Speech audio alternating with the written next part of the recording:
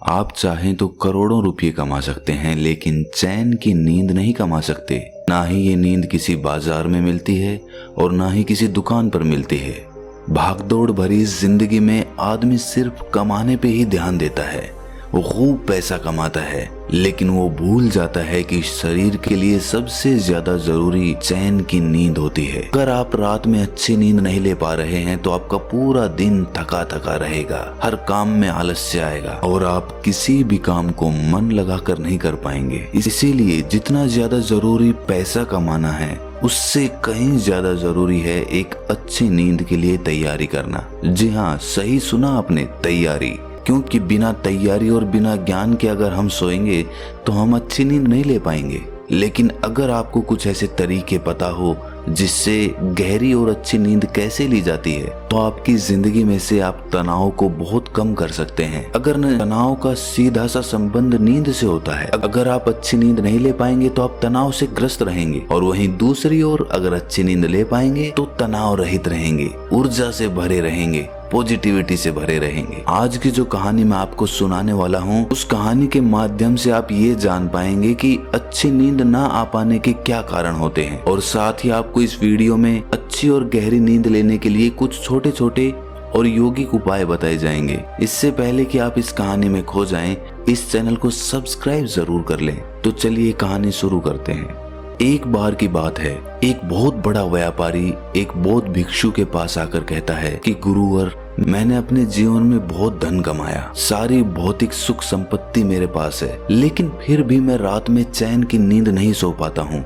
इसी वजह से मेरे अंदर तनाव बना रहता है, मैं गुस्से में भी जल्दी आ जाता हूँ और मेरी जिंदगी सही तरीके से नहीं चल पाती। क्या आप नींद के संबंध में मुझे कुछ बता सकते हैं? उस बौद्ध भिक्षु ने कहा कि इस सवाल का जवाब मैं तुम्हें एक कहानी के माध्यम से देता हूँ। ये कहानी महात्मा बुद्ध के बारे में है। महात्मा बुद्ध जब भी रात में सोते थे तो वो एक ही अवस्था में सोते थे, और जिस अवस्था में वो सोते थे उसी अवस्था में पूरी रात सोते रहते थे। वो अक्सर अपने बाईं ओर करवट लेकर सोते थे और रात में सोते वक्त उनके शरीर का कोई भी हिस्सा नहीं हिलता था।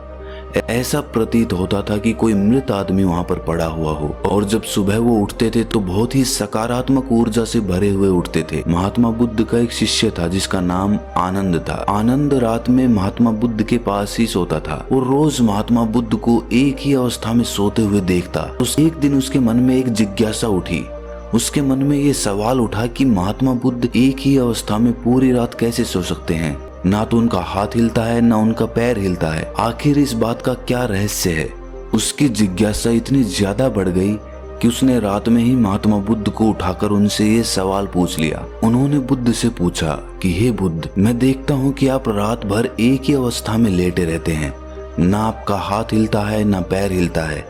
ऐसा प्रतीत होता है कि कोई मृत आदमी लेटा हुआ है। जबकि जब हम रात को सोते हैं तो हम रात भर करवटें बदलते रहते हैं, कभी हमारा हाथ हिलता है, कभी हमारा पैर हिलता है, और इसी कारण शायद हम एक गहरी नींद नहीं ले पाते हैं। मुझे ये बताने की कृपा करें कि आपका एक ही अवस्था में सोने का क्या राज है? ये सुनकर बुद्ध ने आनंद से पूछा, जब तुम रात में करवटें बदलते हो तो क्या तुम्हें रात में मालूम होता है कि तुम करवटें बदल रहे हो?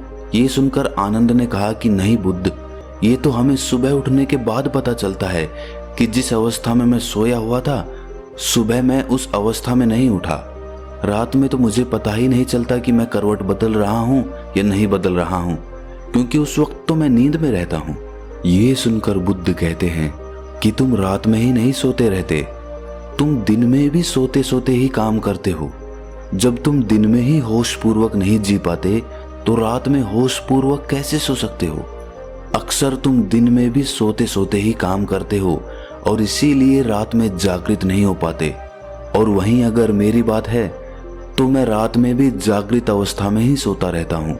मुझे अपने शरीर की हर एक अवस्था का पता होता है। वहीं दूसरी ओर मेरा शरीर सोता रहता है। असल में शरीर का हिलना डुलना सीधा सीधा मन से संबंधित होता है। अगर तुम्हारा मन शांत है, उसमें कोई विचार नहीं है, तो तुम एक ही अवस्था में लेटे रह सकते हो और तुम सोते हुए अपने शरीर को देख भी सकते हो। और वहीं दूसरी ओर तुम्हारा मन विचारों से भरा हुआ है तो तुम रात भर बेचैन रहोगे, करवटें बदलते रहोगे और तुम गहरी नींद नहीं ले पाओगे। इसीलिए अगर तुम्हें गहरी नींद लेनी है तो तुम्हें दिन में जागृत होना पड़ेगा, जिससे कि तुम रात में सोते हुए भी जागृत रह सको। ध्यान और योग में नींद को एक चमत्कारिक दुनिया कहा जाता है। अगर तुम नींद को समझ लेते हो तो यही नींद तुम्हारे लिए ध्यान बन जाएगी, और अगर नहीं समझ पाते तो यही नींद तुम्हें बेचैन कर देगी। इसके बाद वो बौद्ध भिक्षु उस व्यापारी को कहता है कि अगर तुम्हें गहरी नींद लेनी है तो तुम्हें अपने मन की गतिविधियों को समझना होगा। ये सुनकर वो व्यापारी हाथ जोड़कर बोला कि हे गुरुवर,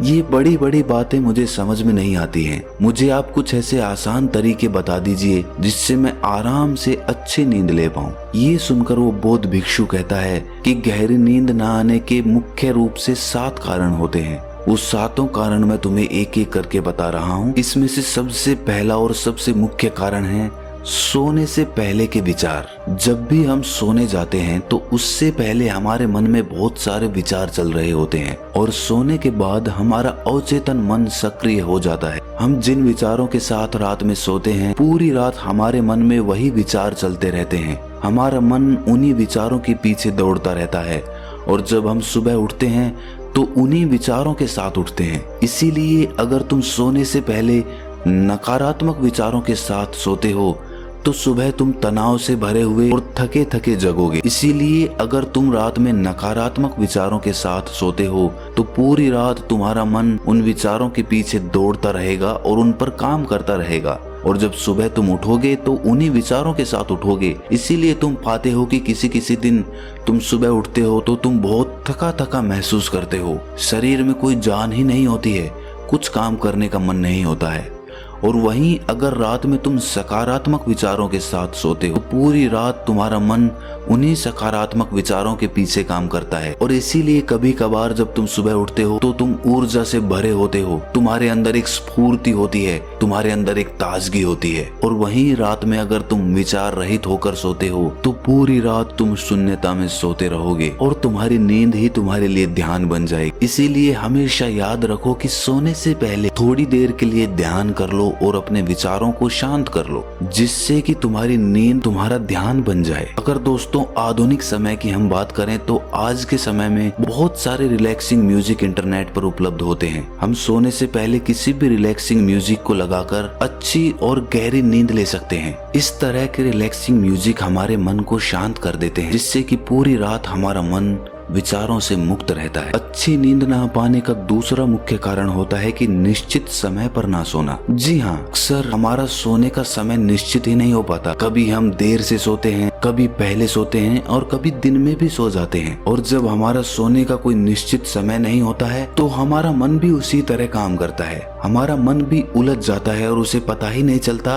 कि इसे कब सोना है और कब नहीं सोना है। इसीलिए अगर हम सोने का कोई निश्चित समय निर्धारित कर लें तो हमारे मन में सीधी यही जानकारी जाएगी कि ये समय सोने का समय है, और उसके बाद ये धीरे धीरे मन की आदत बन जाएगी, और वो समय होते ही हम अपने आप गहरी नींद में जाने लग जाएंगे। गहरी नींद न आने का तीसरा मुख्य कारण है बिस्तर पर दूसरे काम करना। जो हमारा शयन कक्ष होता है, यानी सोने का कमरा होता है, वो सोने के लिए ही बना होता है। जिस बिस्तर पर भी हम सोते हैं वो बिस्तर सोने के लिए ही इस्तेमाल किया जाना चाहिए, लेकिन अक्सर उसी बिस्तर पर हम बैठकर भोजन कर लेते हैं, उसी बिस्तर पर बैठकर टीवी देखते हैं, उसी बिस्तर पर बैठकर गप्पे लड़ाते रहते हैं। इससे मन को एक स्पष्ट जानकारी नहीं मिल पाती कि ये बिस्तर किस काम के लिए बना हुआ है। अगर हमारे मन के पास सटीक जानकारी होगी कि ये बिस्तर, ये शयन कक्ष सोने के लिए बना हुआ है, तो उस बिस्तर पर लेटते ही हमें गहरी नींद का अनुभव होने लगेगा।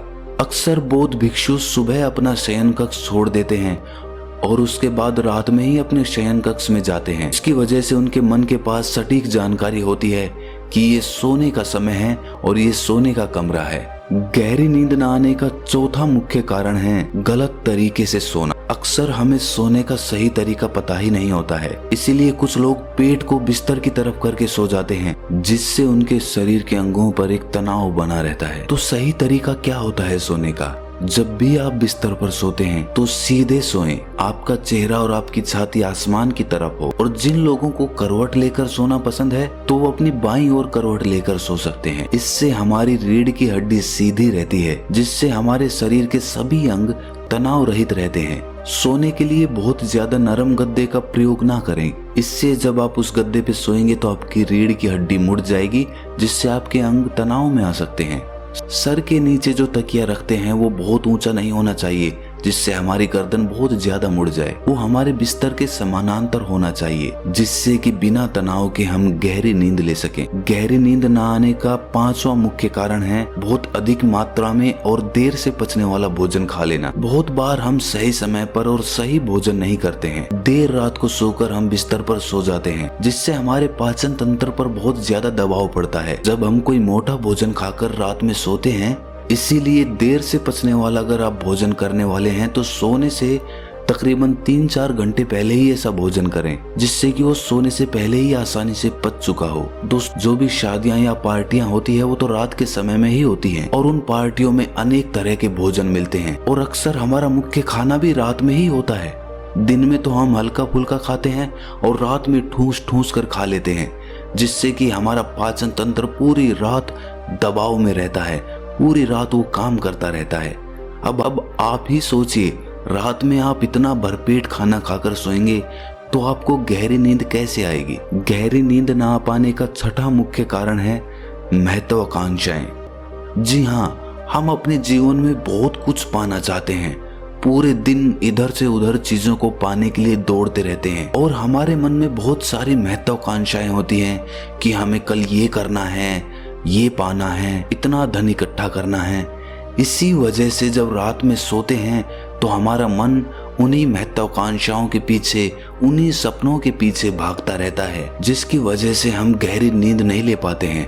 सोने से पहले ये जरूरी है कि आप कुछ मिनट बैठकर ये विचार करें कि आज का मेरा पूरा काम समाप्त हो गया है, अब कोई काम बाकी नहीं रहा, अब सिर्फ सोना बचा है, सिर्फ मुझे सोना है, इसके अलावा कोई काम नहीं बाकी रहा। जब आप ऐसा विचार करते हैं तो आप बिल्कुल खाली होकर बिस्तर में सोते हैं। गहरी नींद ना आ पाने का 7वां मुख्य कारण है नशा। जी हाँ, शुरुआत में कुछ लोग नींद ना आ पाने की वजह से कुछ नशा करने लग जाते हैं, जिससे उन्हें नींद आ पाए। कुछ लोग शराब पीने लग जाते हैं, कुछ लोग मदिरापान करने लग जाते हैं, कुछ लोग धूम्रपान करने लग जाते हैं।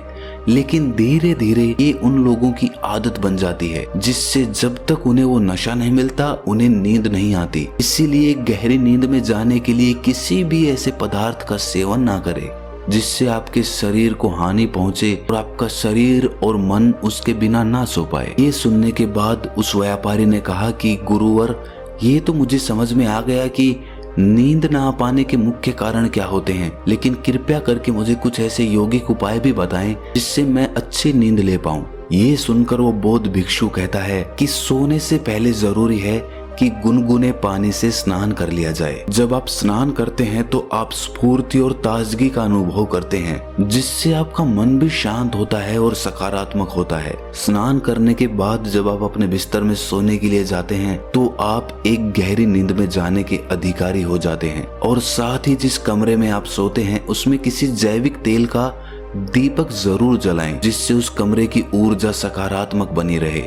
जब हम अपने कमरे में कोई दीपक जलाते हैं तो उसी प्रकार हमारे मन में भी धीरे धीरे एक दीपक का, एक प्रकाश का उदय होने लगता है। और साथ ही सोने से पहले तुम ध्यान कर सकते हो, जिससे तुम्हारा मन विचार मुक्त हो जाएगा और तुम पूरी रात बिना विचारों के और बिना सपनों के आराम से सो सकते हो। इसी के साथ सोने से पहले तुम कुछ व्यायाम भी कर सकते हो। और सोने से पहले जरूरी है कि सारा काम खत्म कर लिया जाए, ताकि मन को ये तसल्ली रहे कि मेरा सारा काम पूरा हो चुका है। अगर बिस्तर में सोएं तो सीधा सोएं या दाईं ओर करवट लेकर सोएं। तो ये कुछ मुख्य उपाय थे जिससे तुम गहरी नींद ले सकते हो। तो दोस्तों, कैसी लगी आपको ये कहानी कमेंट सेक्शन में जरूर बताना, और अच्छी लगी तो इस चैनल को सब्सक्राइब जरूर कर लेना।